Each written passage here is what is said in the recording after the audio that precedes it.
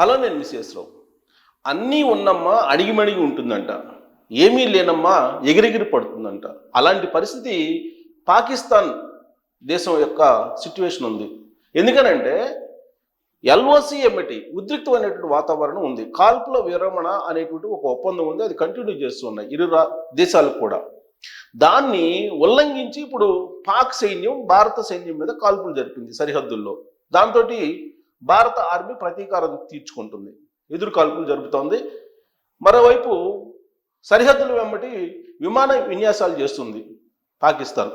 దానికి ధీటుగా ఇప్పుడు ఐఎన్ఎస్ విక్రాంత్, అలాగే శాటిలైట్ స్పైస్ శాటిలైట్, ఇవన్నీ కూడా మోహరించి ఉన్నాయి భారతదేశానికి సంబంధించినటువంటివి. భారతదేశానికి ఆయుధ సంపత్తి పుష్కలంగా ఉంది. ఏమీ లేనటువంటి పాకిస్తాన్ ఎగిరెగిరి పడుతుంది. ఇప్పుడు పట్టుమని 50 కిలోమీటర్లు యుద్ధ సామగ్రిని ముందుకు తీసుకెళ్ళడానికి, యుద్ధ ట్యాంకులను ముందుకు తీసుకెళ్ళడానికి డీజిల్ కొట్టించేటువంటి పరిస్థితి కూడా పాకిస్తాన్కి లేదు. అంతేకాదు, కనీసం యుద్ధం చేసేటువంటి సైనికులకి ఆహారం పెట్టేటువంటి పరిస్థితి కూడా లేదు. కనీసం షూలు, అలాగే డ్రెస్ వేసుకునేటువంటి పరిస్థితి కూడా పాకిస్తాన్ సైనికులకి లేదు. ఆ దేశం యొక్క ఆర్థిక పరిస్థితి అలా ఉంది. యుద్ధ ట్యాంకర్ల మీద పరికరాలని అమర్చి బోల్టులు బిగించుకోవడానికి కూడా కొనుగోలు శక్తి లేదు ఆ దేశానికి. కానీ ఎగిరెగిరి పడుతుంది. మరి ఏం చూసుకుని ఎగిరెగిరి పడుతుంది? అసలు వాళ్ళకు ఉన్నటువంటి ఆయుధ సంపత్తి ఎంత, మనకున్నటువంటి ఆయుధ సంపత్తి ఎంత? దీని మీద గ్లోబల్ పవర్ ఇండెక్స్ 2025 అంచనా వేసి చెప్తోంది రెండు దేశాల యొక్క ఆయుధ సంపత్తి ఎలా ఉంది అనేది. గ్లోబల్ పవర్ ఇండెక్స్ అనేటువంటి సంస్థ ప్యూర్గా అంచనా వేసి పాకిస్తాన్ పరిస్థితి ఏంటి, ఇండియా పరిస్థితి ఏంటి, ఇరు దేశాల మధ్య ఉన్నటువంటి ఆయుధ సంపత్తి ఏంటి అనే దాని మీద క్లియర్ కట్గా డేటా ఇచ్చింది. ఆ డేటాను మీకు చూపించేటువంటి ప్రయత్నం చేస్తాను. ఇది చూసిన తర్వాత పాకిస్తాన్ ఏమీ లేకుండానే ఎగిరెగిరి పడుతుందా, లేదంటే ఎంతకంత ఉండి ఎగిరెగిరి పడుతుందా అనేది మీరే డిసైడ్ చేయొచ్చు. ఇది గ్లోబల్ పవర్ ఇండెక్స్ ఇచ్చినటువంటి ర్యాంకింగ్. భారతదేశం ప్రపంచంలో 4వ ర్యాంకులో ఉంది. పవర్ ఇండెక్స్ వచ్చి 0.1184. అదే పాకిస్తాన్ ప్రపంచంలో 12వ ర్యాంకులో ఉంది. మనం 4వ ర్యాంకులో ఉంటే పాకిస్తాన్ 12వ ర్యాంకులో ఉంది. Power index 0.2513. ఇది దాని పరిస్థితి. ఇక మానవ వనరులు ఇక్కడ చూడండి, క్లోజప్లో చూపించవచ్చు ఎవరికి ఎంత బలం, పాకిస్తాన్కి ఎంత బలం ఉంది, భారతదేశానికి ఎంత బలం ఉంది అనేది కనుక మనం క్లియర్గా చూస్తే ఇక్కడ మానవ వనరులు భారతదేశానికి మొత్తం జనాభా 1.4 బిలియన్, అక్కడ 252 బిలియన్లు ఉంది. ఇక్కడ యాక్టివ్ సైన్యం వచ్చేసి 14,55,550 మంది మన సైన్యం. పాకిస్తాన్కి వచ్చేసి 6,54,000 మంది ఉన్నారు. అంటే సగం కూడా లేరు. భారత సైన్యంలో సగం కూడా లేరు పాకిస్తాన్. రిజర్వ్ సిబ్బంది 11,55,000, వీళ్ళకి రిజర్వ్ సిబ్బంది 5,50,000. ఇక్కడ కూడా అంతే, సగం మంది ఉన్నారు అక్కడ. పారామిలిటరీ దళాలు 25,27,000 మంది మనకి, వాళ్ళకి 5 లక్షలు, అంటే 3వ వంతు ఉంది. మరి పాకిస్తాన్ ఎగిరిగిరి పడుతున్నట్ట లేదా, ఏమీ లేకుండానే ఎగిరిగిరి పడుతున్నట్ట లేదా అనేది.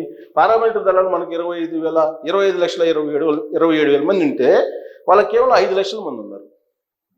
ఇక వాయుసేన బలాలు భారతదేశానికి మొత్తం విమానాలు 2,229, పాకిస్తాన్కి 1,399, అంటే సగం. యుద్ధ విమానాలు 513, పాకిస్తాన్ ఏమి లేవు, బి అని ఇచ్చారు. అటాక్ హెలికాప్టర్లు 8, 8 ఉన్నాయి పాకిస్తాన్కి. యుద్ధ విమానాలు 8 ఉన్నాయి, మనకి 513 ఉన్నాయి. అటాక్ హెలికాప్టర్లు 80 ఉన్నాయి, పాకిస్తాన్కి 57 ఉన్నాయి. ఇక పదాతి దళం బలాలు భారతదేశానికి ట్యాంకులు, యుద్ధ ట్యాంకులు 4,201 ఉన్నాయి, పాకిస్తాన్కి 2,627, అంటే సగం. ఆర్మ్డ్ వెహికల్స్ 1,48,594 ఉన్నాయి మనకి, వాళ్ళకి 17,516 ఉన్నాయి ఆర్మ్డ్ వెహికల్స్. ఆర్మ్డ్ వెహికల్స్ అయితే ఎంత తక్కువనే చూడండి, మనకి 1,48,000 ఉంటే వాళ్ళకి 17,000. అంటే అసలు నక్కకి నాగనొకరికి ఉన్నంత తేడా ఉంది. ఇక మొబైల్ రాకెట్ వ్యవస్థలు 264 ఉన్నాయి, వాళ్ళకి 600 ఉన్నాయి పాకిస్తాన్కి. నావికా బలం భారతదేశానికి మొత్తం నావికా స్థావరాలు 293, వాళ్ళకి 121. స్థావరాలే తక్కువ ఉన్నాయి, స్థావరాలు సగం కూడా లేవు. తర్వాత ఎయిర్ క్రాఫ్ట్ క్యారియర్లు 2, వాళ్ళకి అసలు లేవు. జలాంతర్గాములు మనకు 18 ఉన్నాయి, పాకిస్తాన్కి 8 ఉన్నాయి. డిస్ట్రాయర్స్ మనకి 13 ఉన్నాయి, పాకిస్తాన్కి అసలు లేవు. అంటే భారతదేశంతో పోల్చుకుంటే అసలు పాకిస్తాన్ ఎక్కడుంది? యుద్ధ సామాగ్రి కానీ, లేదంటే మ్యాన్ పవర్ కానీ, సైనికులు అసలు పోల్చుకోలేము. భారతదేశానికి ఉన్నటువంటి బలంతో పాకిస్తాన్ పోల్చుకుంటే ఆల్మోస్ట్ నిల్, కానీ ఎగిరిగి పడుతుంది. భారతదేశం రక్షణ ఖర్చు వచ్చేసి $75 బిలియన్, పాకిస్తాన్ 7.64, సుమారుగా $8 బిలియన్ అనుకో. అసలు ఎక్కడుంది $8 బిలియన్? ఇది ఇక్కడ $75 బిలియన్. 8కి 75కి ఎంత తేడా ఉంది? అందుకే నేను చెప్పేది, పట్టుమని 50 కిలోమీటర్ల దూరం పోవడానికి, డీజిల్ కొట్టించుకోవడానికి కూడా వాళ్ళ దగ్గర డబ్బులు లేవు పాకిస్తాన్ దగ్గర. తుపాకీ పట్టుకొని వచ్చేటువంటి సైనికుడికి బూట్లను, డ్రెస్ ఇచ్చే పరిస్థితి కూడా లేదు వాళ్ళకి, పాకిస్తాన్కి. అలాంటి సిచ్యువేషన్లో ఆ తుప్పు పట్టినటువంటి గన్స్ తోటి కాల్పులు జరిపి రెచ్చగొట్టి పరితం చేసి ఎలా ఉందంటే, డిక్కీ వలసిన కోడి అంటారు కదా, డిక్కీ పడిసిన కోడి మటన్ కొట్టు దగ్గరికి వెళ్ళేసి తొడగొట్టిందంట. అలా ఉంది పాకిస్తాన్ పరిస్థితి. ఎల్ఓసి దగ్గర ఉద్రిక్త వాతావరణం నెలకొన్నప్పుడు కాల్పుల విరమణ అనే దానికి కట్టుబడి ఒప్పందానికి భారత సైనికులు సంయమనం పాటిస్తూ ఉంటే, పాకిస్తాన్ సైనికులు కాల్పులు జరుపుతారు తుప్పు పట్టినటువంటి తుపాకులతోటి. అందుకే మొత్తం అక్కడ ఉన్న బంకర్లను లేపేశారు. భారత ఆర్మీ ఏం చేసింది, పాకిస్తాన్కి సంబంధించిన బంకర్లు అన్నింటినీ లేపేశారు. కాల్పులు జరగడం దేనికి? ఎదురు కాల్పులతోటి వాళ్ళు నష్టపోవడం దేనికి? సో అందుకే నేను చెప్పేది, ఏమీ లేనమ్మా ఎగిరెగిరి పడుతుందని. పాకిస్తాన్ పరిస్థితి కూడా అలానే ఉంది. ఖర్చే అసలు మనతో పోల్చుకుంటే ఖర్చు నిల్లు వాళ్ళది $8 బిలియన్ ఎక్కడ, మనది $75 బిలియన్ ఎక్కడ. సో కనీసం వాళ్ళు 400 ఖర్చు కూడా పెట్టలేనటువంటి పరిస్థితిలో ఉన్నారు. పాకిస్తాన్ పరిస్థితి ఇప్పుడు ఎలా ఉందంటే, అక్కడ పబ్లికే తిరగబడుతున్నారు అక్కడ ఉండే ప్రభుత్వం మీద. ఇలాంటి పరిస్థితుల్లో భారతదేశాన్ని కవ్వించి రెచ్చగొట్టి కొట్టించుకున్నటువంటి పరిస్థితికి పాకిస్తాన్ తీసుకొచ్చుకుంటుంది. కదిలించి కొట్టించుకోవటం అంటే ఎలా ఉంటుంది? చాలామంది అంటుంటారు కదిలించి కొట్టించుకోమా కానీ. అలా ఇప్పుడు పాకిస్తాను అనవసరంగా గిల్లి కొట్టించుకుంటుంది భారతదేశం చేత. భారతదేశం కన్ను తెరిస్తే పాకిస్తాన్ ఉండదు, బూడిదే. సర్జికల్ స్ట్రైకులు చేస్తేనే తట్టుకోలేకపోయింది ఆ దేశం. నిజంగా భారత సైన్యం కనుక, త్రివిధ దళాలు కనుక కదిలి ముందుకి ఒక అడుగు వేస్తే ఆ చప్పుడికి లేచిపోద్ది పాకిస్తాన్. అది ఆ దేశానికి ఉన్నటువంటి ఆయుధ సంపత్తి కానీ, ఆ దేశానికి ఉన్నటువంటి మిలిటరీ పవర్ కానీ. ఇది నేను చెప్పడం కాదు, గ్లోబల్ పవర్ ఇండెక్స్ చెప్తుంది. గ్లోబల్ పవర్ ఇండెక్స్ 2025 తాజాగా విడుదల చేసినటువంటి డేటాని తీసుకుంటే, భారతదేశానికి పాకిస్తాన్కి ఉన్నటువంటి బలాబలాలు ఏంటి, యుద్ధం వస్తే ఏం జరగబోతుంది అనే దాని మీద అది డేటాను విడుదల చేసింది. డిక్కీ బలిసిన కోడి మటన్ కొట్టు దగ్గరికి వచ్చి తొడగొడితే ఎలా ఉంటుందో అలా ఉంది దాని పరిస్థితి. ఇప్పుడు ఖైమా కొడతారు. ఇప్పుడు భారతదేశ సైన్యం యుద్ధానికి కనుక ఒక అడుగు ముందుకేస్తే ఖైమా కొట్టుకుంటూ వెళ్ళిపోతారు. 4 రోజులు చాలు, 4 డేస్కి లేచిపోతుంది పాకిస్తాన్.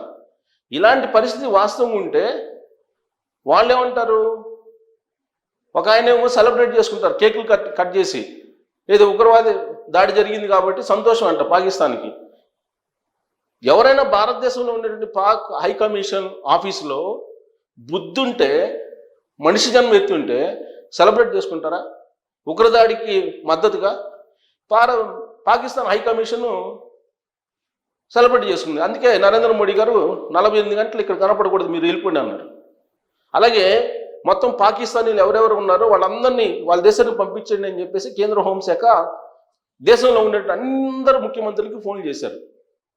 ముఖ్యమంత్రులకు ఫోన్ చేసి పాకిస్తానీలందరినీ పంపించేసేయండి, వాళ్ళ దేశానికి పంపించేసేయండి అని 48 గంటలు టైం ఇచ్చారు. ఈ 48 గంటల్లో కనుక భారతదేశాన్ని విడిచి వెళ్ళకపోతే పాకిస్తానీలు తరిమి తరిమి భారత సమాజమే కొడుతుంది. అలాంటి పరిస్థితి ఉంది భారతదేశంలో. ఎందుకంటే అమాయకులైనటువంటి 26 మంది పర్యాటకుల్ని అక్కడ ఉండేటువంటి ఉగ్రవాదులు కాల్చి ఏ విధంగా చంపారు? హిందూ మతమా కాదా మీరు అని చెప్పి తెలుసుకొని బట్టలు విప్పి శుంఠి చేశారా లేదా తెలుసుకొని వాళ్ళ ముల్మా చదవమని చెప్పి ఇలాంటి ఎవరైనా చేస్తారా? సో ఇదంతా ఏంటంటే ఒక సైకోలు అరాచకవాదులు చేసేటువంటి పని. వాళ్ళని ప్రోత్సహిస్తున్నవారంటే పాకిస్తాన్. ఆ విషయాన్ని అంతర్జాతీయ సమాజం గుర్తించింది. అందుకే ప్రపంచంలో ఉన్న అన్ని దేశాలు పాకిస్తాన్ మీద కోపంగా ఉన్నాయి. పాకిస్తాన్ అనేది ఉగ్రవాదానికి సంబంధించినటువంటి వాళ్ళని ప్రోత్సహించేటువంటి దేశం అని చెప్పి గుర్తించాయి. ఇంకా కూడా పాకిస్తాన్ ఏంటి రెచ్చిపోతుంది. మరి ఏం చూసుకొని రెచ్చిపోతుంది? ఎందుకు రెచ్చిపోతుంది అంటే జనరల్గా ఏంటంటే ఒక హుందాగా ఉండేటువంటి వాళ్ళు లేఖి వాళ్ళతోటి ఎప్పుడు కూడా గొడవ పెట్టుకోవడానికో లేదంటే పోట్లాడటానికో వెళ్ళరు. 1-4 సార్లు ఆలోచిస్తారు హుందాగా ఉండేటువంటి వాళ్ళు. భారతదేశం కూడా ఆయుధ సంపత్తిని పుష్కలంగా కలిగి ఉంది. సైన్యం బలమైనటువంటి సైన్యం ఉంది. త్రివిధ దళాలు చాలా పవర్గా ఉన్నాయి. ఆ చిన్న దేశంతో ఎందుకు అన్నట్టుగా వెయిట్ అండ్ సీ అన్నట్టు చూస్తుంది. అంత మాత్రం చేత రెచ్చిపోతే కనుక ఆ దేశమే నష్టపోతుంది. అందుకే అక్కడ ఉన్నటువంటి ప్రజలు కూడా పాకిస్తాన్ ప్రభుత్వాన్ని వ్యతిరేకిస్తున్నారు. భారతదేశంలో ఉండేటువంటి ప్రభుత్వాన్ని ప్రశంసిస్తున్నారు. ఈవెన్ పాకిస్తాన్ పార్లమెంట్లో కూడా ఒకనొక సందర్భంలో నరేంద్ర మోడీ గారి యొక్క పరిపాలనని ప్రశంసించి మేము ఇండియా వెళ్ళిపోతామని చెప్పేసి అక్కడ ఉండేటువంటి ప్రజలు చెప్తున్నారనే విషయాన్ని వాళ్ళ పార్లమెంట్లోనే వాళ్ళ పార్లమెంట్ సభ్యులు ప్రస్తావించినటువంటి అంశం. ఈవెన్ బెలోచిస్తాన్లో ఏం జరుగుతుంది? మాకొద్దు అసలు పాకిస్తాన్ వాళ్ళు అసలు అవసరం లేదు, మేము ఇండియాలో కలిసిపోతామని వాళ్ళు చెప్తున్నారు. పీఓకేలో వాళ్ళు ఏం చెప్తున్నారు? పీఓకేలో ఉండేటువంటి వాళ్ళే తిరగబడుతున్నారు కదా ఇప్పుడు తీవ్రవాదుల మీద, అక్కడ ఉండేటువంటి ఉగ్రవాదుల మీద. ఎందుకు తిరగబడుతున్నారు అంటే ఆకలి కేకలు. పాకిస్తాన్లో ఆకలి కేకలు వినిపిస్తున్నాయి. తినటానికి తిండి లేదు.